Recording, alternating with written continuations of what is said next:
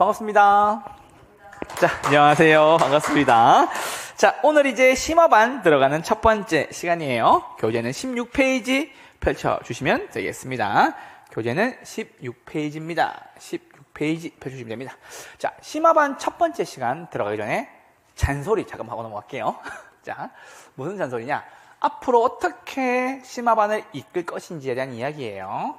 자, 그래서 우리 이제 기본서는 다 끝났고, 우리 이제 심화반 들어가는 거예요. 심화반 1주차 들어가는 거고, 심화반 들어갈 때 제가 꼭 드리는 말씀이 두 가지가 있어요. 자, 심화반에서 1주차 들어가는데, 자, 심화반에서는 두 가지 중요하게 볼 겁니다. 첫 번째는요, 우리 쉬운 부분은 좀 빠르게, 쉬운 부분은 좀 빠르게 정리할 겁니다. 빠르게 정리할 겁니다. 왜냐하면 우리 쉬운 부분에 대해서는 특히나 뭐 총론이나 아니면 뭐 개발관리 마케팅이나 아니면 정책론 이런 부분들은 숫자 없이 지문으로만 이어져 있잖아요. 그래서 쉬운 부분이에요. 그래서 우리 기본서 들으시면서 했던 거 정리해 주시면 되겠습니다. 그래서 요거 통해서 한 50점 정도 맞는다고 생각하시면 됩니다. 근데 우리가 3월, 4월까지 이제 3월 정도까지 듣더라고요. 보니까 3월까지 심화반을 진행할 거잖아요. 요 심화반 진행하면서 제가 드리고 싶은 말씀이 딱 한 가지예요. 뭐냐? 점수를 70점까지 오게 만들어라 라는 소리예요. 아시겠죠? 그래서 3월까지 심화반 통해서 한 60점에서 70점 사이 정도. 요 정도 맞잖아요? 그럼 내가 동차로 준비할 수 있는 에너지가 생겨요. 아시겠죠? 그래서 우리 1차를 합격해야 2차 합격해서 최종 합격하는 거 알고 있죠? 1차 떨어지고 2차 붙으면은 쓸모 있어요? 쓸모 없어요? 쓸모 없어요. 그래서 조심하셔야 돼요. 그런 분도 있어. 나 2차 합격했어요 라고 하시는 분도 있어. 1차는요 떨어졌어요. 쓸모가 없어요. 아시겠죠? 그래서 1차가 되게 중요해요. 특히나 개론이란 과목과 민법이란 과목은 뭐 다른 시험 준비해 보신 분들 아시겠지만 웬만한 과목에 다 들어있어요. 내가 뭐 감정평가사를 하든 뭐 행정사를 하든 민법과 그거에 대한 개론, 행정개론 이런 것들에 대한 이야기는 다 들어있기 때문에 반드시 1차 과목이 중요합니다. 그래서 제가 여러분들한테 말씀드린 거는 목표를 몇 점으로? 70점으로 향해 달려가 주시면 되겠습니다. 아시겠죠? 그리고 제가 늘 말씀드린 거 있죠. 공부할 때 중요하게 생각하는 거 세 가지. 내가 아는 문제. 그리고 애매한 문제. 그리고 모르는 문제. 자, 제가 여러분들 꼭 말씀드리고 싶은 게 이거예요. 아는 문제에서 실수하지 마세요. 아시겠죠? 제가 오늘 드린 거 유인물 자료 있죠? 프린트물까지 함께 할 건데 여기에서 제가 아는 문제가 무엇인지 내가 애매한 문제가 무엇인지를 확실하게 정리해 드릴 거예요. 그래서 아는 문제는 반드시 뭐다? 점수화 시켜주세요. 점수로 맞춰주세요. 아시겠죠? 근데 문제는 요거예요. 여기에 체크 하나 해주셔야 돼요. 자, 애매한 문제가 뭐냐? 두 가지 케이스예요. 지문 5개 중에서 뭐다? 두세 지문이 모르겠다라는 거. 헷갈리는 거. 꼭 우리 그렇죠. 1번과 5번 중에 답이야. 1번 찍었어. 5번이 답이네. 3번과 4번 중에 답이야. 3번 찍었어. 4번이 답이네. 이런 거예요. 그래서 우리는 이런 것들을 매력적인 오답 지문이라고 얘기를 해요. 오답 지문을 얘기하는데 요거 걸러내는 거 제가 말씀을 드릴 거예요. 그렇게 말씀드리고 두 번째는요. 요게 참 어려운데 내가 아는 문제인데 라고 얘기하는 경우가 있어요. 아는 문제인데 무슨 말이냐면 아는 문제처럼 보이게 만든 거예요. 아는 문제 아니에요. 아시겠죠? 아는 문제 아니에요. 자, 보세요.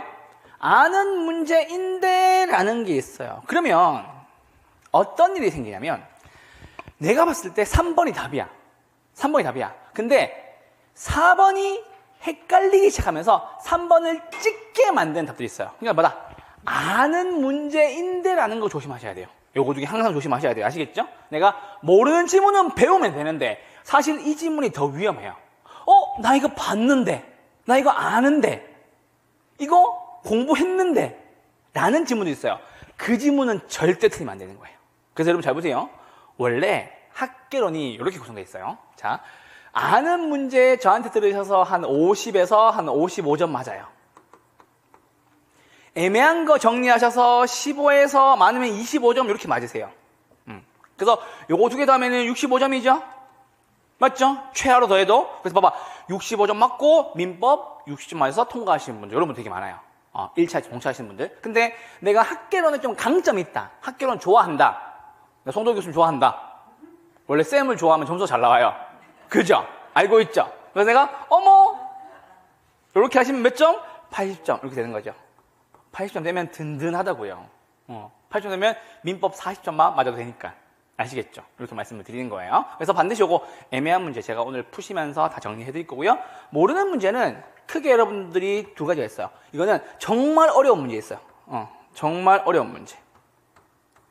정말 어려운 문제 있어요. 왜냐하면 요 정말 어려운 문제는 절대평가라는 시험 특징 때문에 그래요. 왜 그러느냐? 여러분들 감정평가사 시험은 그 해에 뭐 150명에서 200명 사이로 합격자 수를 발표해요. 최근 추세는 한 180명 정도 뽑더라고요. 그래서 상대평가를 해서 최고 점수부터 180명까지 그냥 뽑아요. 상대평가. 근데 우리 중개사 시험은 상대평가예요? 절대평가예요? 절대평가죠. 절대평가는 점수 조절하기 위해서 일부러 말도 안 되는 문제를 내요. 그래서 문제에 막 오답 나오고 막 모두 정답 해주고 그러는 거예요. 그러니까는 출제위원들도 본인들이 약간 오버하는 경향이 있다고요. 그래서 이 문제는 절대 풀면 안 돼요. 개론쌤들도 막 되게 막 전공적인 지식, 그러니까 석사 이상급의 금융적 지식을 요구하는 경우도 있어요. 그래서 내가 풀면서 야 이거는 중개사하고 너무 관련 없지 않아? 라고 얘기하는 경우도 있어요. 그러니까는 이런 문제는 손대면 안 돼요. 아시겠죠? 이거 정리해 드릴 거예요. 그리고 마지막 계산 문제. 요건 푸셔야 돼요. 요건 푸셔야 돼요. 요거는 이제 못 풀면 이제 제가 이제 집을 찾아가가지고 문 앞에서 두드립니다. 아시겠죠? 큰 돈은 작은 돈 빼시고요. 안 되라고 곱하시고요. 1 플러스 R의 N수 나누세요. 정보 가치. 정보의 현재 가치. 아시겠죠? 요건 푸셔야 돼요. 왜 풀어야 되냐면 제가 이렇게 말씀드릴게요. 교수님, 저는 정말 숫자랑 안 친해서 정말 안 친해서 전 계산 문제 못 풀겠어요 라고 하신 분도 있어요. 자, 그럼 물어볼게요. 자, 민법 누가 하죠? 유재현 교수님이 하시죠? 선배님 미안해요. 자, 민법 감 나와, 을 나와, 병 나와. 갑자기 병 맞죠? 그럼 정도 나와가지고 갑자기 얘네 둘이 계약했는데 얘 선이 무과실인지 물어보고 얘한테 다시 팔아먹는데요. 그렇죠? 그리고 이제 막 그림 그려. 얘 무과실이에요? 막 몰라요. 막 선이 착한 마음인가? 막 이런 막 해요. 뭔 착한 마음이야, 그죠? 야, 얘가 통정매매 했는데 얘가 선이 무과실이야, 인정돼요? 막 이렇게 그리잖아. 이거 할래요? 아니면은 큰 돈 내세요. 숫자 큰 숫 빼고요, 작은 숫자 빼시고요, 안 될 확률 곱하셔서 1 플러스 R의 N수 나누실래요? 이게 훨씬 쉬워요. 아시겠죠? 특히나 35회의 계산 문제 9문제는 죄송한데요, 10초 안에 다 풀 수 있는 문제였었어요. 작년에 수포자분이 저한테 그 얘기 하더라고요. 교수님, 저 수포자인데 계산 문제 다 맞아가지고 92.5점 맞았대. 교수님 얘기한 거 다 나왔거든. 제가 작년에 거짓말이 아니라 랜드 하나에서 마지막 시험 치기 일주일 전에 그 얘기 하더라고요. 교수님, 혹시 나올 만한 거 20개만 찍어주세요. 이러는 거예요. 그래서 내가 싫어요! 했다가 또 어떻게 찍어줘야지. 찍어줬거든요. 18개 나왔어요. 20개에서 18개. 그 페이지를 못 본 사람은 안타까운 거지. 끝까지 내 밴드를 보고 봤던 사람들은 어머, 나왔네. 컨버스의 분기점 모형, 정보의 가치 계산 문제. 뻔하잖아요. 나올 것들이. 나는 그리고 뭐다, 거래 사례 비교법은 색칠 공부고. 맞죠? 그렇게 하시면 되겠습니다. 그래서 재현쌤 미안해요.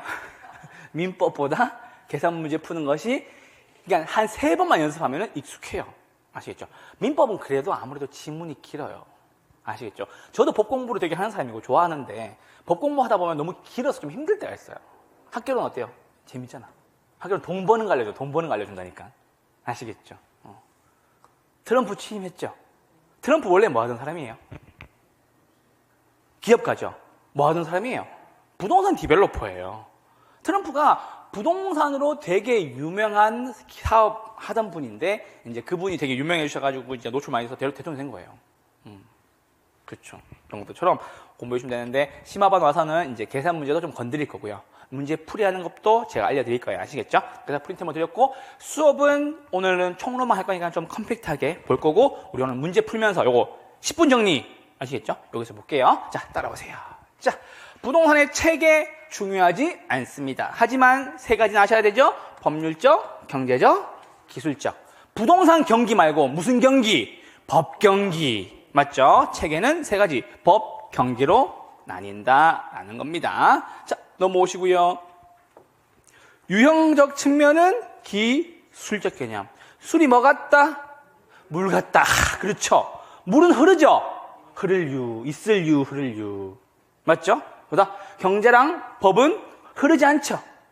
공부하면 재미없죠. 무형. 술은 흐른다. 기술, 술이 물 같다. 유형. 이렇게 하시면 됩니다. 아시겠죠? 이건 중요한 내용 아니니까 넘어오시면 됩니다. 자, 학문지의 성격은 이것만 보시면 됩니다. 자, 종합과학, 응용과학, 사회과학, 구체적 경험, 규범과학 등인데, 자, 자연과학이에요? 아니에요? 자연과학 아니죠? 문제 이렇게 나와요. 자연과학이다! 이렇게 나와요. 자연과학이 아니에요? 아니에요. 자연과학은 이렇게 수학, 물리 이런 거예요. 자연과학 아니다라는 것만 알고 계시면 됩니다. 아시겠죠? 응용과학, 사회과학이다. 이렇게 여기서 시험 잘 안 나오고. 자, 부동산학의 지도 이념이에요. 이건 뭐냐면 효율성은 누가 하는 거예요? 민간 부분에서 최유효 이용인 거예요. 그래서 최고, 최선의 이용을 위한 거예요. 그렇죠? 효율성을 최대화하는 거. 두 번째는 형평성은 누가 하는 거예요? 정부가 하는 거예요. 정부가. 누구? 저소득층을 보호하고 분배를 위주로 한다라는 겁니다. 됐죠? 합법성의 원리는 민법 가서 배우세요. 아시겠죠? 자, 이쪽으로 넘어오세요. 자, 끝만 보면 됐고요. 연구소 정도 필요하지 않습니다. 쭉쭉 넘어오세요. 중요한 게 아니니까. 자, 우리는 쭉쭉 넘어오셔서 이쪽까지 넘어오셔야 돼요. 속성 넘어오시고, 아이고, 너무 힘드네, 펜으로 하니까. 자, 좀 넘어오시고, 특별원칙 됐고, 교육 원리, 윤리 됐습니다.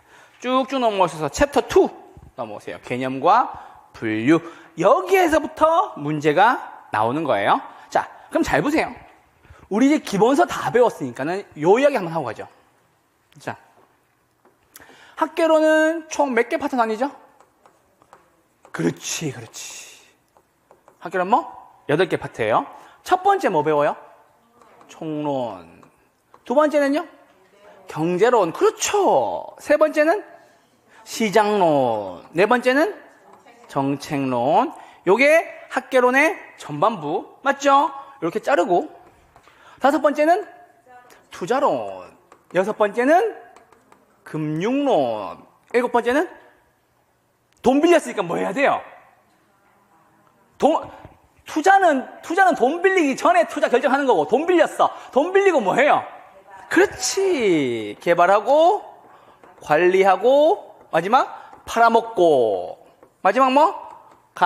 감정평가. 자, 문제. 감정평가가 뭐예요? 그렇지. 토지 등의 대상 물건의 경제적 가치를 가액으로 표시한 것. 경제적 가치를 매길 때 두 가지가 있어요. 두 가지 뭐죠? 하나는 가격, 하나는 아니지. 가격 가치 배운 거고. 하나는 가격, 하나는 임대료. 그렇지. 내가 얘기했잖아. 감정평가 매길 때 공실 난 거 일부러 임대료 안 떨어뜨리는 이유는 감정평가에서 박살나기 때문에 그렇습니다. 상가는요, 특히나. 아시겠죠? 이렇게 말씀드리는 거예요. 이렇게 조금 말하면 안 되는데. 내가 여러분들한테 너무 많은 실리적인 걸 너무 많이 주고 있어. 아시겠죠? 왜냐면 이런 것들은 여러분 말할수록 어떻게 되냐면 이렇게 그거 알려주면 안 되는데 이렇게 그러니까 99개의 댓글이 좋아도 1개의 댓글에 상처받는단 말이야. 마음이 여려요. 막 울어 막 집에 가서 저 좀 지워주지. 그렇죠? 그러니까는 이게 이 자리가 되게 힘든 게 막 1000번, 10,000번을 맞춰도 한 번의 그 악플이나 이렇게 사람이 그렇잖아 사실은. 그렇잖아. 그거에 좀 상처를 많이 받아요. 그래서 아시겠죠? 그러니까 여러분들 또 있어. 실리적인 알려줘야지. 자, 이렇게 8개 파트 나누고 앞부분에서 17문제에서 18문제 정도가 나와요. 뒷부분에서 22문제에서 23문제 정도가 나와요. 제가 늘 큰 그림을 그려드리는 이유는 내가 어딘지가 약한지를 잡으셔야 한다는 소리예요. 자, 그리고 감정평가만 따로 이렇게 나와요. 15% 내외로 출제가 됩니다. 라고 나와요. 그럼 40문제에서 15% 내외니까 몇 문제? 6문제. 그렇죠. 6문제 내외가 나온다. 근데 지난주에 해보니까 쉬워요, 어려워요? 아주 쉬워요. 규칙 2조부터 13조까지 알고 14조 물건별 감정평가 방법 알고 계산 문제 3개 정리하시면 되는 거예요. 아시겠죠? 자, 그럼 봐봐. 큰 그림 그렸어요. 잘 보세요. 제가 여러분한테 자꾸 이 큰 그림 그려준 이유는 학개론이 이렇게 구성되어 있구나 알아야 된다니까. 자, 학개론 총론에서 뭐 물어봐요? 첫 번째, 부동산에 대한 개념. 개념 두 가지 있었죠. 무슨 개념? 복합 개념과 복합 부동산. 그렇죠. 복합 부동산이 뭐예요? 각각 독립된 객체이면서도 하나로 거래될 수 있다. 맞죠? 주상 복합 아파트 기억나요? 말씀드렸잖아. 최초의 주상 복합 아파트 뭐예요? 얘기해줬잖아. 그래, 청계천에 있는 거. 그렇지. 거기까지. 그리고 and then 그리고 세운상가. 세상에 기운이 모여라 세운상가. 대한민국 최초의 주상복합 아파트예요. 예전에는 3층까지만 상가였고 위엔 아파트였는데 최근에는 이제 많이 바뀌어서 다 건물로 그냥 상가로 쓰고 있죠. 그래서 우리 총론에서는 개념 배웠어요. 개념. 자, 따라오셔야 돼요. 자, 두 번째는 용어 배웠어요. 하나는 토지 용어. 두 번째는 주택 용어. 그렇죠. 용어 배웠어요. 자, 세 번째는 뭐 배웠죠? 부동산에 대한 특징. 무슨 특징? 두 가지. 자연적 특징. 인문적 특징. 자연적 특징 5가지 뭐죠? 나 봐. 저를 봐야 돼. 책이 안 나와. 시험장 가서 책 보라고 얘기 안 해요. 오픈북 아니야, 우리. 자, 힘들어도 이걸 따라와야 뇌하수체에서 이렇게 시냅스가 연결되면서 기억이 나요. 자, 저 보세요. 저보고 따라와야 돼. 자, 자연특성 5가지 뭐였죠? 부, 동성, 부, 증성, 영, 속성, 개, 별성, 인접성. 그렇죠. 요거 기억하시면 되고, 우리 인문적 특성은 2가지. 처음에 나왔던 거. 첫 번째, 용도의 다양성. 그 다음, 용도의 다양성을 지원해요. 병합, 분할 가능성, 합필과 분필하는 거. 기억나셔야 돼요. 그래서 특성 요거 아셔야 돼요. 자, 이렇게 나오고, 그리고 한 가지만 더. 자, 부동산 속성. 여러분 잘하는 거예요, 이제 잘하는 거. 지표의 권리 3가지 있어요. 첫 번째, 건축. 두 번째, 지표에 있는 거 3가지. 아니, 지표에 있는 3가지. 첫 번째, 건물 짓는 건축권. 씨 뿌리는 거 뭐? 경작권. 물 쓰는 거 뭐? 그렇죠. 그래서 지표에는 권한 3가지예요. 건축권, 경작권, 용수권. 땅을 팔 겁니다. 하늘로 안 올라가. 자, 땅을 팠어. 땅을 팠는데 지하수가 뻥 나왔어요. 공적, 사적. 내 거죠. 땅을 팠어요. 금광이 나왔네. 공적, 사적. 공적. 그렇죠. 그래서 얘기했죠. 마포 황금 아파트 얘기했죠. 자, 하늘로 올라갈게요. 하늘로 올라갔을 때도 2가지 나눠요. 자, 항공기 날아다니는 거, 휴대폰 쓰는 전파, 내 거예요, 공적이에요? 공적. 내 거는 2가지 플러스 1가지 있어요. 일조권, 조망권. 그리고 한 가지 더. TDR. TDR이 뭐예요? 개발권, 양도제. 우리나라에서 해요, 안 해요? 안 하죠. 됐죠? 봐요, 여러분들. 지금 봐봐. 기본서 들으신 분들 다 따라 하잖아. 아시겠죠? 열심히 들으셔야 돼요. 우리 심화반에서 이만큼 할 수 있어요. 제가 일부러 다 정리해드리고 가는 거예요. 자, 그래서 개념, 용어, 특성, 속성까지 정리를 해드렸어요. 그리고 부동산업은 우리 표로 가서 함께 볼게요. 자, 따라와 주세요. 자, 부동산 개념과 분류 다 했어요, 이미. 자, 이쪽 와보세요. 페이지는 25페이지 펼쳐주시고요. 25페이지 펼쳐주시고요. 여러분들이 듣고 나면 쉬워서 너무 이렇게 막 어머 너무 쉬운데? 막 이럴 거예요. 나중에 우리 요거 10분 정리 요거 아시죠? 10분 정리?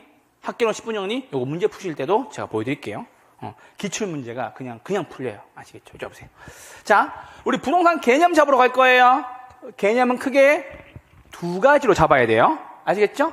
하나는 첫 번째는 복합 개념의 부동산 요게 중요하다라는 거예요. 자, 얘는 단골 손님.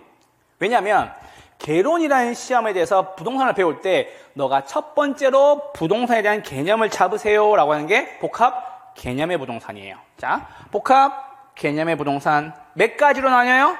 세 가지로 나뉘어요. 세 가지 뭐가 있어요? 법률적, 경제적, 기술적.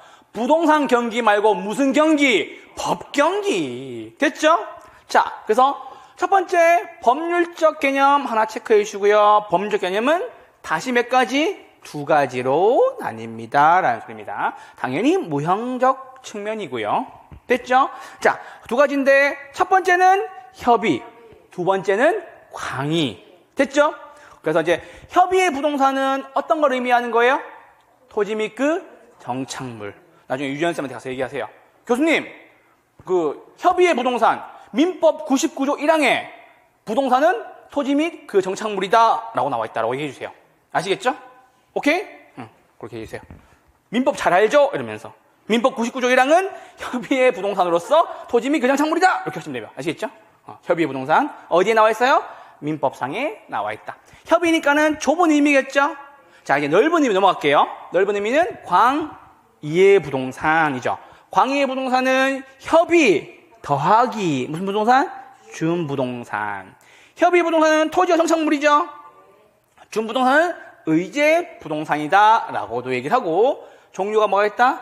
자동차, 선박, 항공기, 건설기계, 재단 어려울 필요 없죠. 공장에 관한 모든 것, 광업에 관한 모든 것, 이런 걸 얘기하는 거예요. 임목, 업권 등이 있다고요. 자, 그럼 봐봐. 준부동산은 왜 준부동산이라고 얘기하는 거예요? 첫 번째, 가장 중요한 이유. 부동산 아니에요. 맞죠? 아닌 건 맞는데, 왜 준부동산이라고 얘기해요? 그렇지. 등기, 등록의 공시 방법을 쓰니까요. 맞죠? 자동차는 우리 소유권 바뀌면은 자동차에다 이름 쓰는 거예요? 본네트 위에 송도인 쓰는 거예요? 그럼 내 거가 되는 거예요, 그 자동차가? 아니죠. 자동차 주인이 바뀌면 뭘 줘요? 등록증. 그래요. 그래서 등기, 등록의 공시 방법을 통해서 내가 내 거라는 걸 증명하기 때문에 부동산과 비슷한 거예요. 그럼 부동산은 뭐예요? 건물에다 이름 써요? 건물에 내 이름 쓰면 되는, 송도 이렇게 쓰면 되는 거예요? 그럼 DY 빌딩 이렇게 쓰면 될 거예요? 아니죠. 뭐 하는 거예요? 등기하는 거죠. 그래서 등기하면 부동산이고요. 등록하면은 자동차인 거죠. 그래서 봐봐. 준부동산이라는 것은 공시 방법을 뭘로 쓴다고요? 등기나 등록의 방법으로 쓴다고요. 아시겠죠? 특히나 자동차 같은 경우엔 등록을 쓰겠죠. 됐죠? 두 번째는 경제적 개념이에요. 경제적 개념, 자산 돈이죠. 자본도 돈이죠. 자산은 내 돈 더하기 남 돈. 자본은 누구 돈? 내 돈. 맞죠?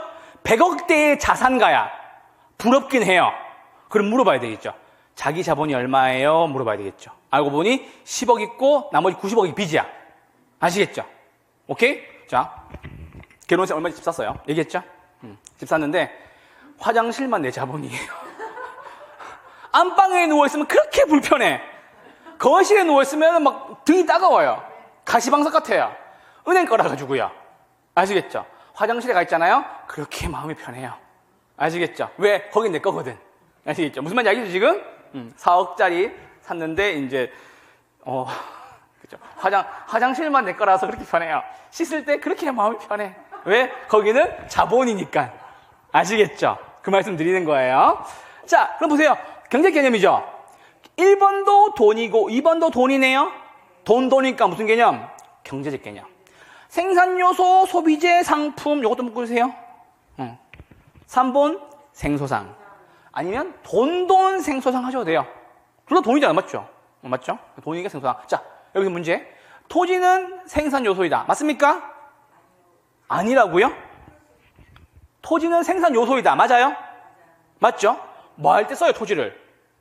방금 했잖아. 건물 지을 때, 씨 뿌릴 때. 맞죠? 생산요소 맞죠? 소비재로 쓰는 경우가 있다, 없다? 언제요? 내장산 국립공원, 제주도, 맞죠? 풍경 보러 가죠? 다 토지를 소비재로 쓰는 거예요. 그랜드 캐년 가봤어요? 나중에 돈 벌어서 가보세요. 아시겠죠? 요즘에 지금 거기 그 LA 쪽에 불나가지고 이렇게 되게 좀 마음이 안 좋더라고요. 친구한테 물어봤는데 난리래요. 그 미국에 있는 보험사들 막 엄청 손해가 크대요. 그거 인슈런스 보험 그 해주느라고 막 보험사 주가가 막 연일 폭락하고 막 그래요. LA 그거 어떻게 갚아요? 마음이 좀 아프더라고요. LA 카운티 그거 되게 부촌인데. 그래서 좀 마음이 아프더라고요. 자, 그건 됐고. 생산요소, 소비재, 상품. 아시겠죠? 자, 이해했죠? 암기도 했어요. 더 빨리 푸는 법. CO 들어가면 경제적 개념이다. 자산, 생산요소, 소비재, 상품. CO 들어가면 다 경제적 개념이다. 자, 자본 나왔다. 그럼 CO이 없잖아요. 이렇게 얘기하니까 교수님 자본은 CO이 없는데요? 돈이잖아, 돈. 됐죠? 이런 태클 걸려요. 얼마나 마음이 아프겠어요. 아시겠죠? 됐어요? 자본은 뭐다? 돈이다. 자, 그리고 세 번째. 그 얘기 하더라고. 제가 이렇게 수업하다 보니까는 교수님 암기 코드 너무 좋아요라고 얘기하는데 밑에 뭐라 그런 줄 알아요? 환자 위가 나오는 순간 끝났어. 환자 위가 나오는 순간 끝났어. 기술적 개념은 절대 틀릴 수가 없대요. 자, 기술적 개념은 뭐가 같다? 아니, 기술적 개념은 뭐가 같다? 물리적 개념 같다. 술이 뭐 같다? 물 같다. 술을 물처럼 마시면 어떻게 돼요?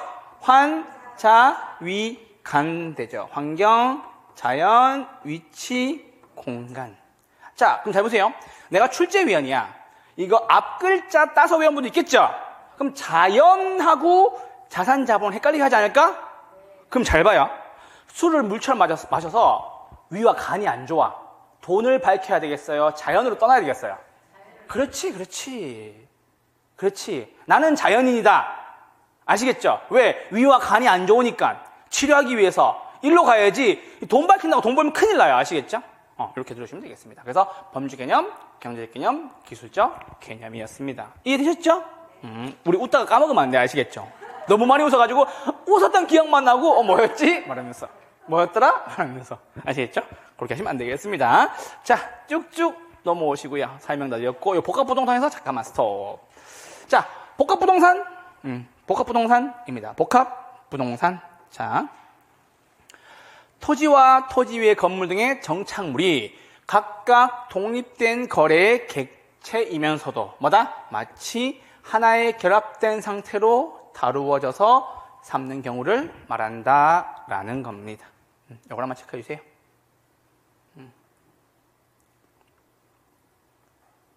되셨나요? 이게 뭐라고? 복합부동산. 아시죠? 헷갈릴 땐 언제나 뭐다? 주상 복합 아파트. 맞죠? 그래서 그렇게 기억해 주면 되게 쉽겠습니다. 자, 잠깐만 일로 와보세요. 자, 이제 다 배웠으니까 깊게 보는 거예요.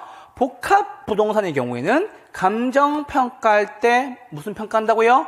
일괄평가한다고. 됐어요? 자, 일괄평가하는 것이 일반적이고, 그쵸? 감정평가에 관한 규칙에서 잘 보세요. 집합건물의 소유 및 관리에 관한 법률에 따른 구분 소유권이 되는 건물 부분과 대지 사용권 일괄하여 평가한대요. 그리고 봐봐. 여기서 자르고. 자, 건물 부분과 대지 사용권. 이거 어디에서 나온 거냐면요. 공용 부분, 전용 부분. 그리고 지분. 이거 알죠? 아파트 거래할 때 이렇게 나오는 거예요. 아파트에 지분 있죠? 근데 아파트 지분이 적잖아요. 그러니까 아파트에서 여러분 지분만 따로 거래한 경우 본 적 있어요? 전 잘 없어요. 아파트에서도 봐봐. 건물 요게 뭐다? 전용 부분. 공용 부분이겠죠? 요건 뭐다? 지분. 요거를 일괄로 평가하거나. 됐죠? 두 번째. 토지와 건물을 일괄 평가할 때는 뭐 쓴다고? 거래사례 비교법을 쓴다고. 여기 하나만 체크해 주세요. 그럼 체크해 주세요. 자, 그래서 봐봐. 일괄 평가할 때 뭐 쓴다고요? 거래, 사례, 비교법 쓴다고. 맞죠? 우리 거래, 사례, 비교법 쓰는 거 5가지. 식사동 말고 무슨 동? 일산, 과자동. 첫 번째 일 뭐죠? 일괄 평가. 두 번째 살림. 그리고 자동차. 죄송해요. 과수원 먼저 할게요. 과수원, 자동차, 과자, 동산, 이런 거 다. 아시겠죠? 이런 거 다. 귤, 이런 거 다. 아시겠죠? 감정평가, 얼마? 10,000원. 저한테 되게 소중해요. 비록 500원 주고 사오셨겠지만, 저 먹으라고 줬어요. 제 감정평가 이거 10,000원. 20배의 가치. 아시겠죠? 중요합니다. 고맙습니다. 자, 이런 겁니다. 그래서 봐봐. 일괄 평가하는 거는 뭐 쓴다고요? 거래사례 비교법 쓴다고요. 자, 그럼 잘 보세요, 여러분. 깨달아야 돼. 깨달아야 돼. 거래사례 비교법을 쓴다는 의미는 시장에서 자주 거래된다는 얘기죠. 맞아요? 자, 여기 쪼개볼게요. 심화방에 깊게 들어가 봅시다. 토지는 원래 무엇으로 감정평가해요? 토지 뭘로 감정평가해요? 그렇지. 이거 모르면 어떻게 해요? 공시지가 기준법으로 하죠. 건물은 무엇으로 감정평가해요? 원가법. 맞죠? 맞죠? 두 개 다르죠? 자, 근데 봐봐. 공시지가 기준법 맞는데 이게 적정한 실거래가가 있대. 뭘로 해요? 거래사례 비교법으로 하죠. 맞아요? 자, 이제 깨달아야 돼. 건물은 원가법 쓴대요. 토지는 공시지가 기준법 쓴대요. 맞죠? 그러니까 무슨 말이냐면 토지는 그래도 거래가 많이 돼서 공시지가 기준법 쓰고 혹시나 적정한 실거래가가 있다면 옆에 있는 거랑 비교해서 보는 거예요. 건물만 따로 거래하는 경우 잘 없다고요. 그래서 건물만 감정평가하는 경우는 잘 없다고. 그래서 건물은 원가법 쓰는 거예요. 자, 다시 물어보죠. 강남에 있는 아파트들 40년, 50년 된 거 많죠? 그 건물 감정평가 받으면 돈 얼마 나올까요? 빵원 고마워요. 빵원 감사합니다. 빵원이래요. 빵원. 근데 그게 건물이 탐나는 거예요. 그 입지와 토지가 탐나는 거예요. 입지와 토지가 탐나는 거죠. 그래서 그런 거예요. 그래서 봐봐. 건물을 따로 감정평가 받는 경우는 잘 없어요. 그러니까는 방법을 원가법밖에 쓸 수 없는 거야. 근데 잘 보세요. 내가 건물주인과 동시에 땅 주인이기도 해요. 그거 함께 평가해달라고 하는 거예요. 왜? 시장성이 있거든, 그거는. 실을 많이 받아요. 아시겠죠? 뭐뭐 하면 뭐 감정평가 해달래. 아시겠죠? 그때마다 일괄평가 한다라는 얘기입니다. 감 잡았죠? 뭐가 있어야 된다? 시장성이 있어야 된다. 시장성이 있다는 것은 자주 거래된다, 자주 매매된다, 자주 감정평가 받는다 그 뜻이에요. 이해되죠 지금? 이렇게 정리해 주세요. 자, 됐습니다. 이쪽 와보세요. 자, 기출지문. 복합 개념의 부동산. 세 가지 뭐? 법, 경, 기. 됐죠? 복합 개념으로 이해한다. 이거 왜 몰라? 됐죠? 토지와 건물이 각각 따로 독립된 거래 객체예요. 하나의 결합된 상태래요. 밑에 뭐 나와야 돼요? 복합 부동산. 됐죠? 이렇게 정리해 주세요. 자, 어려운 거 없었습니다. 그래서 핵심 정리 여기에 별표해 주시고 반드시 복습해 주세요. 중요한 건 뭐냐면 내가 걸어 다니면서 말로 복습할 수 있다 끝난 거예요. 내가 교재를 봐야 된다 그 다음인데 교재를 볼 때 체크해 놓은 것만 보세요. 요걸 보고 떠오르시면 돼. 잘 보세요 여러분들. 우리 왜 영어에도 그런 얘기가 있어요. 생각날 듯 말 듯 하는 거. 이거 누가 탁 건드려주면 확 떠오르는데 그게 안 떠오르는 사람도 있어요. 우리 그 전문용어로 팁 오브 텅이라고 얘기해요. 혀 끝의 이야기라고 얘기하는데 영어로도 표현이 있어요. 그러니까 그걸 팁 오브 텅이라고 얘기하는데 그거를 건드리기 위한 매개체가 요 페이지예요. 그냥 내가 그냥 걸어다니면서 복합개념 부동산, 법경기, 협의, 광의, 삼본, 생수상, 환자, 위간 하시면 되는데 안 될 수 있잖아요. 그때는 계속 연습해 보다가 책 페이지 볼 때 요 페이지로만 복습하시라고요. 아시겠죠? 그리고 난 뒤에 계속 고민하셔야 돼요. 그러니까 지금은 지식을 넣는 것도 중요하지만 내가 계속 꺼내봐야 돼요. 내 스스로 아시겠죠? 그게 되게 좋은 공부예요. 공부의 끝은 남을 가르치는 거거든요. 됐죠? 이렇게 말씀을 드립니다. 자, 이제 요것만 체크하고 넘어갈게요. 기술적 개념은 뭐와 같다? 물리적 개념과 같다. 환자, 위간 하시면 되겠죠. 네 가지예요. 이렇게 나옵니다. 그래서 문제 이렇게 나와요. 다음 중 복합 개념의 부동산에서 기술적 개념이 아닌 것을 골라라 라고 하면 되겠죠. 그래서 환자, 위간 하고 여기다가 이렇게 자본 이렇게 집어넣는 거죠. 얘가 아닌 거가 되겠죠. 자로 외우신 분들은 자산 이렇게 나올 수 있겠죠? 얘가 아닌 거가 되겠죠. 아시겠죠? 이렇게 해서 확실하게 정리해 주시면 되겠습니다. 그리고 공간으로서의 부동산 중에서 수평, 공중, 지중 공간을 하나 체크해 주시고요. 나중에 뒤에서 배울 거예요. 땅 팠을 때 물 넣으면 내 거, 금 넣으면 빨리 묻어 이렇게. 아시겠지? 전 못 봤는데요? 말하면서 아시겠죠? 빨리 묻어 아시겠죠? 그러니까 있다고 나만 알고 있는 거야. 내 마음속에. 그 땅 팔면 안 되는 거지. 아시겠죠? 이게 우리 EBS에 같이 나가잖아요. 그래가지고 이런 얘기를 해주면 자꾸 약간 좀 해도 되나? 해도 되는가? 아시겠죠? 이게 전국으로 나가는 거다 보니까 가끔 얘기해주면서 약간 좀 쫄려요, 사실은. 아시겠죠? 나 근데 금방 저는 못 봤어요. 묻어두세요, 아시겠죠? 아시겠죠? 이렇게 말씀을 드립니다. 실제로 여러분은 경주나 이런 데 가면 땅 파면 다 유물이잖아요. 거기는 아무것도 못해요. 유물 나면 그때부터 올스톱이야. 그러면서 유물 발굴하시는 분들이 붙들고 와서 이렇게 땅을 파요. 붓으로 땅을 파요. 이렇게 슥슥슥 붓으로 아시겠죠? 그럼 몇 년씩 걸린다고요. 자, 세 번째 볼게요. 경제 개념. 돈, 생, 소, 상입니다. 어려운 거 없죠? 자산도 돈이고 자본도 돈이다. 자산은 내 돈 더하기 남 돈이고 자본은 내 돈이다 하는 얘기입니다. 그래서 꼭 물어보셔야 돼요. 100억대 자산 가래. 자본이 얼마 들어갔어요? 라고 물어봐야 되겠죠. 화장실만 내 거예요. 자, 법률적 개념입니다. 협의 부동산, 좁은 의미의 부동산, 민법 99조에 나오는 토지 및 그 정착물이다 라는 거고요. 자, 광의의 부동산은 협의 더하기 준 부동산이다 라는 겁니다. 자, 그리고 나서 여기에 잠깐만 와주세요. 와, 35회 정말 문제 4번 문제 그렇게 내시면 안 되는데 이거 너무 하신 거 아닌가 싶습니다. 자, 이쪽 와보세요. 자, 준부동산 좀 깊게 들어가 볼게요. 이게 심화예요. 자, 준부동산은 등기에 등록하기 때문에 부동산에 준하여 취급합니다 라는 겁니다. 됐죠? 이게 준부동산으로 불리는 가장 중요한 이유예요. 근데 두 번째 보세요. 자, 준부동산은 소유권, 저당권, 감정평가의 대상이 되고 중개의 대상이 되는 경우도 있다라고 체크해 주세요. 체크해 주세요. 되셨나요?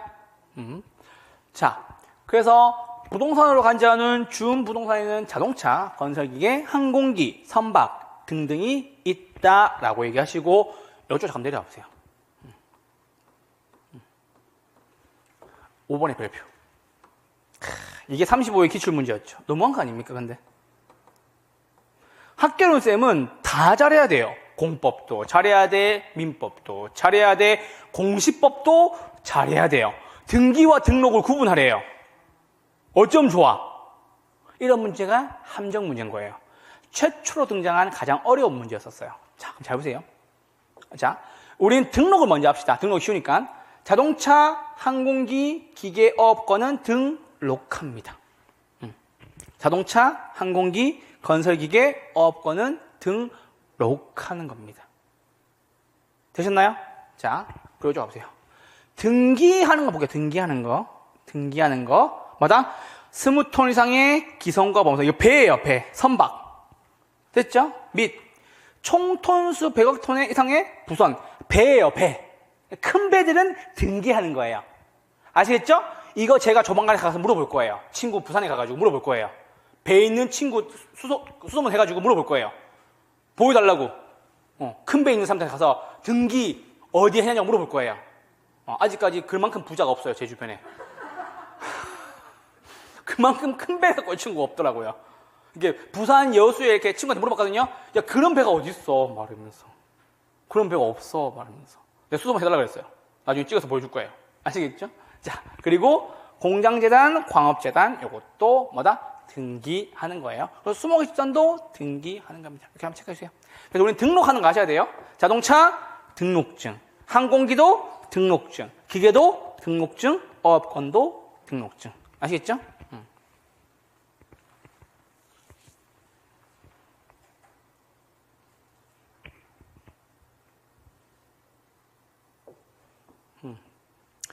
아시겠죠? 되셨나요? 자, 이제 여기서 좀 구분도 해보죠. 자, 정착물입니다. 정착물은 두 가지로 나눠야 돼요. 종속 정착물과 독립 정착물. 그럼 정착물의 개념이 뭐예요? 정착물의 개념은 뭐다? 항구적으로 결합되어 있는 거. 그러니까 땅에 붙어 있는 걸 생각하면 돼요. 그럼 잘 보세요. 자, 땅에 붙어 있는 것 중에서도 따로 거래할 수 있다. 2번의 별표. 토지와 따로 거래가 가능하다라는 거. 이걸 한번 체크해 주세요. 독립정착물 체크해 주세요. 자, 그럼 봐봐. 글자를 잘 봐요. 토지 정착물이라는 것은 땅에 항구적으로 계속적으로 붙어 있는 거예요. 감 잡았죠? 근데 그 정착물 중에서도 독립되어 있다. 따로 거래할 수 있다는 소리예요. 자, 그럼 봐봐. 그 개념을 알아야 쉬워요. 자, 첫 번째 뭐다? 건물. 따로 거래할 수 있어요? 네. 땅 주인과 건물 주인이 다를 수 있어요? 네. 그래서 여러분 법정 지상권 이런 걸 배우는 거예요. 법에서 정해놓은 지상을 이용할 수 있는 권리. 민법 할까요? 민법 할까요? 103조, 104조, 108조, 109조, 사기차고 강박 이런 것들 할까요? 됐죠? 건물 따로 거래할 수 있다. 그래서 건물은 땅에 붙어 있지만 따로 거래할 수 있다. 됐죠? 자, 두 번째 미분리 과실이에요. 미분리 과실. 자, 미분리 과실. 수목의 일부에 불과하나 명의방법을 갖춘 때에는 따로 거래할 수 있다라는 얘기입니다. 이쪽 보세요. 자, 이게 왜 어려워? 자, 토지. 이렇게 나무야 나무. 나무에 뭐가 열렸다? 사과가 열렸다. 사과가. 맞죠? 사과가 열렸다. 그렇죠? 여기에다 뭐 써놓는 거야? 이름표 걸어놓는 거지. 이렇게 미분리 과실에다가 이렇게 포장해가지고 송도윤 이렇게 써놓는 거야. 이건 누구다? 이거 유재현 쌤. 민법 쌤. 민법 교수님. 이렇게. 땅 주인은 민법 교수님. 부러워요? 공법 교수님 누구죠? 원장님이죠, 원장님. 진짜 원장님. 공법 교수님. 공법 교수님 땅 보러 다니세요. 땅 열심히 보세요. 전 요것만 팔고 강남 아파트로 갑니다. 라는 거죠. 아시겠죠? 요거 따로 거래할 수 있어요? 따로 거래할 수 있다. 저는 사과 팔아가지고 강남 아파트 갈게요. 파주에서 땅 많이 파세요. 라고 하면 되겠죠. 맞죠? 그래서 뭐다? 아직 떼지 않은 미분리된 과실 토지와 따로 거래할 수 있다라는 얘기가 되겠죠. 유지현쌤 무서워. 원장님은 그래도 이렇게 저를 써주셔가지고 이렇게 해도 되는데. 아시겠죠? 재현쌤 고마워요. 자, 여보세요? 자, 미분리 과실 명의방법을 갖췄다. 요게 뭐다? 이름표를 붙여내 해나무에 무슨 나무? 사과나무에 있는 사과까지 하셔야 되겠지. 됐죠? 미분리 과실입니다. 자, 명의방법을 갖춘 수목의 집단 그리고 임목에 관한 법률 요거 두 개 체크. 자, 그래서 보세요. 나무예요, 나무. 나무는 두 가지예요. 두 가지. 자, 등기된 무슨 나무? 임목. 맞죠? 명의방법을 갖춘 수목. 수목의 집단. 됐죠? 명의방법 수목의 집단. 자, 등기된 임목. 됐어요? 나무를 등기하면 임목이 되는 거예요. 근데 이름표를 붙이면 뭐다? 수목의 집단이 되는 거예요. 아시겠죠? 수목의 집단이나 명의방법을 갖춘 거라는 겁니다. 나무는 두 가지예요.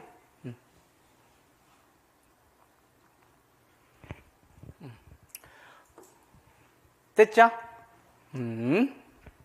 그래서 명의방법을 갖춘 수목의 집단은 소유권 공시는 가능한데요. 그거 깔고 돈 빌려주진 않아요. 이거까지 몰라도 돼요, 사실은. 나중에 이제 과수원 지나가면서 얘기하세요. 이렇게, 명의방법 갖춘 수목의 집단. 소유권 되지만, 맡기고 돈 빌리는 건 안 된다. 이거 하지 말라고 하면 이것만 다 기억난다니까, 나중에. 이건 중요하지 않다니까. 근데 갑자기 또 그러지. 교수님, 명의방법 갖춘 수목의 집단은 소유권 되는데 저당권 안 돼요. 맞아요. 맞는데 이거 기억 안 해도 된다는 얘기 아시겠죠? 말씀드립니다. 자, 농작물입니다. 잘 보세요. 정당한 권한에 의해 타인 토지에서 경작, 재배한 농작물은 뭘로? 경작자의 소유에 속한다라는 얘기입니다. 소유에 속한다. 됐죠? 자, 그럼 잘 보세요. 요런 얘기인 거지. 자, 토지. 공법 교수님. 땅 위에. 자, 내가 왔어. 원장님, 공법 교수님, 제가 배추를 좀 길러보겠습니다. 라고 했어요. 배추를 길러.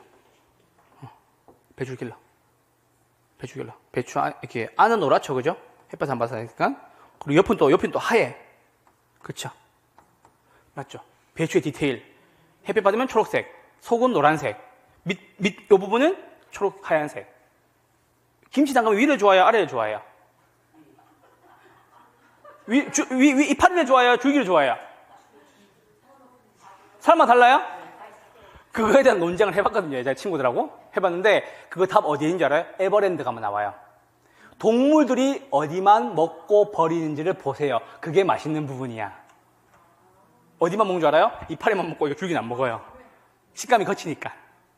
여기 식감이 부드러우니까. 아시겠죠? 그래서 그거에 대한 결판을 내기 위해서 에버랜드를 갔어요. 우린 직접. 에버랜드 가서 동물들한테 배추 줬을 때 무엇을 남기고 무엇을 먹는지, 먹는 부분이 맛있는 거다라고 얘기하면서 싸워서 결론 냈어요. 물론 개인의 취향은 존중합니다. 하지만 우리는 에버랜드 가서 협의 보겠어요. 가보니까는 이렇게 동물들이 요 위에까지 다 먹어. 밑에 이게 두꺼운 부분 잘 안 먹더라고요. 아시겠죠? 그렇습니다. 그러니까 합의된 그냥 이야기니까요. 재미로 들어주세요. 아시겠죠? 반박시 여러분 말이 맞습니다. 개인의 취향이니까 아시겠죠? 자, 그럼 보세요. 내가 이거 노력으로 길렀죠? 맞죠? 요거 토지에 정착되어 있지만 무엇에 대해서? 정당한 권한에 의해. 맞죠? 누구 땅? 타인 토지. 누구 땅? 공법 교수님 땅. 타인 토지에서 재배 중인 농작물. 공법 교수님 허락 안 받고 따로 떼서 팔 수 있어요? 팔 수 있다. 무슨 정착물? 독립정착물. 오케이. 됐죠? 이렇게 정리해 드렸습니다. 그래서 기억하셔야 돼요. 독립정착물 총 4가지예요. 교수님 5가지라고 하면 안 돼. 자, 첫 번째 건물. 두 번째 명의방법을 갖춘 미분리과실. 나무는 2가지예요. 등기하면 임목, 명의방법을 갖추면 수목. 마지막 뭐다? 미분리과실. 맞죠? 정당한 권한에 의해 타인 토지에서 재배 중인 농작물. 아시겠죠? 여기까지 정리를 해주세요. 자, 그리고 이거는 민법인데 잠깐 볼게요. 판례의 태도에서 이런 말도 나와요. 자, 정당한 권한 없이 타인 토지에서 경작 재배된 농작물도 독립부동산으로 봐준다. 이건 판례예요, 판례. 그러니까는 태클을 건 거야. 싸웠어요. 자, 어떻게 싸웠냐? 이 뜻이에요. 정당한 권한이라는 것은 허락을 받거나 월세를 낸 거예요. 토지 임대료를. 근데 잘 보세요. 얘는 권한 없다는 소리죠. 근데 잘 보세요. 이걸 인정해 준 거야. 잘 봐요. 자, 내가 여기에 공법 교수님이 허락 안 받은 거야. 그리고 길렀어요. 누구 노력 들어간 거예요? 내 노력 들어간 거죠. 그걸 봐준 거예요. 그리고 공법 교수님한테는 너가 너 땅에 대한 주의, 감시 의무를 소홀히 했다라고 보는 거예요. 그동안. 그게 판례예요. 그럼 봐봐. 경작자의 노력을 많이 인정해 준다고. 왜? 내가 이 배추 기르기 위해서 밭도 일구고 씨도 뿌리고 잡초도 걷어내고 물도 주고 매일 와서 했는데 너는 뭐 했냐? 이건 거죠. 너 땅에 이거 기르는 동안 왜 주의 감시 의무를 안 했냐라고 얘기하면서 판례에서는 야, 정당한 권한이 없어도 뭐다? 경작자 거다. 왜? 얘 노력했다는 얘기예요. 이게 판례예요. 민법 할까요? 판례 설명 잘하죠? 그 뜻이에요. 됐죠? 유정 교수님 죄송합니다. 사랑합니다. 아시겠죠? 많이 어려가지고 동생이어가지고. 자, 동산이에요. 경작 수확물, 임차인이 설치한 임차인 정착물, 가시중인 수목, 판잣집, 헐어버린 건축물, 공중전화 박스, 신문 가판대, 비닐하우스 등은 정착물이 아니다라는 거예요. 자, 미치겠어요. 시험에 뭐라고 나오는 줄 알아요? 다음 중 동산을 고르래요. 동산을. 정착물 아닌 거 고르면 되죠? 가식 중인 수목. 이게 시험에 나왔다니까요. 이거 뭐다? 동산. 가식이 뭐예요, 여러분들? 임시로 심어둔. 뭐 닭발 못 먹어요, 이런 거 아니죠? 순대 징그러워요, 이거 가식 아니죠? 이거 한자를 몰라서 틀리더라고. 가슴 아파 죽는 줄 알았어요. 이게 1번 문제였거든요. 34회 기출문제 1번 문제. 다음 중 부동산 정착물이 아닌 것을 골라라. 국어, 교량, 자연생물이 나왔어요. 3번이었을 거야. 3번에 가식 중인 수목. 틀리고 와서 저한테 교수님, 가식 중인 수목이 뭐예요? 라고 얘기하길래 닭발 못 먹어요. 가식이에요. 아시겠죠? 그거 아니죠? 임시로 심어둔 수목은 뭘로 본다? 동산으로 본다. 왜요? 정착물이 아니니까. 그럼 생각해보세요, 여러분들. 지금은 모르시겠지만 나이가 좀 있어요. 우리 모내기 하기 전에 모판에다 심어두죠? 그거 다 동산이에요. 왜? 모판에서 비닐하우스 넣어서 길러가지고 어디에? 최종적으로 모내기 하죠. 못 심게 하죠. 모판에 있는 것은 다 정착물이 아니라고. 동산이라고. 왜? 가식 중인 수목이니까. 가식이라는 말 자체가 임시적, 일시적 이 뜻이잖아요. 아시겠죠? 그래서 가식 중인 수목은 동산으로 본다라는 겁니다. 됐어요? 자, 그럼 이쪽으로 와봐. 임차인이 갖고 온 정착물은 뭘로 보는 거예요? 동산으로 본다. 맞죠? 자, 봐봐요. 요거 생각하면 돼. 내가 노옵션, 옵션이 없는 거에 들어가는 거예요. 자, 빈 방에서 내가 침대를 사서 들고 들어갔어요. 나올 때 들고 나와도 돼요? 되죠? 자, 이건 뭐다? 노옵션. 잘 봐요. 자, 그런데 봐봐. 자, 임대인 정착물이에요. 이게 한 번에 이해가 될 거야. 자, 뭘로 보는 거예요? 동산이 아니라 뭘로 본다? 정착물로 본다. 이거 뭐다? 풀 옵션. 자, 내가 침대랑 냉장고 사기 싫은 거야. 그래서 풀 옵션 들어갔어요. 들어갔는데 나올 때 어머 동산이네 냉장고 하면서 내고 나오면 돼요? 안 돼요? 안 되죠. 왜 안 돼요? 정착물이니까. 누구 거니까? 임대인 거니까. 그 말이에요. 그래서 임차인 정착물은 동산이지만 임대인 정착물은 정착물로 본다. 임대인 정착물은 정착물로 본다는 소리입니다. 아시겠죠? 풀옵션, 노옵션 생각해보면 되잖아. 아시죠? 내가 침대 사왔어. 동산. 주인이 침대 마련해줬어. 들고 나가면 안 돼요. 아시겠죠? 점유물 그거 이탈 그거 돼요. 아시겠죠? 조심하셔야 됩니다. 자, 부동산 정착물까지 하고 쉴 거예요. 자, 정착물 이제 봐요. 자, 설명 다 했어. 정착물이다. 임대인, 임차인. 임대인 정착물은 정착물이다. 됐죠? 그러면 집주인이 혹시나 옵션을 다 넣어놨으면 그 옵션 메고 가면 안 돼요. 자, 정착물이 아닌 거 뭘로 본다? 동산으로 본다. 맞죠? 임차인 정착물.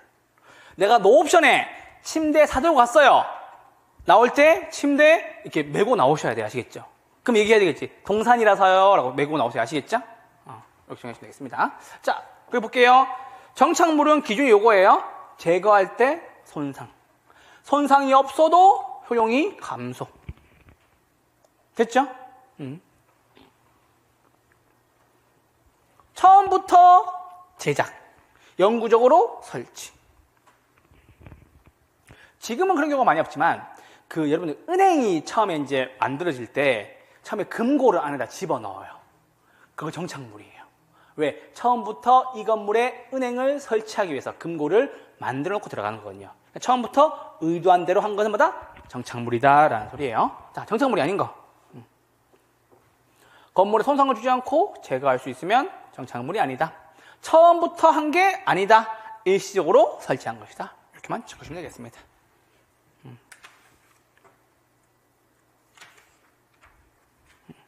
됐죠? 자, 이제 누가 물어봐도 대답해야 돼요. 아시겠죠? 자, 부동산 정착물. 자, 요거 한번 볼게요. 그런 경우가 있죠. 정착물인지 아닌지가 애매해요. 애매할 때는 잘 보세요.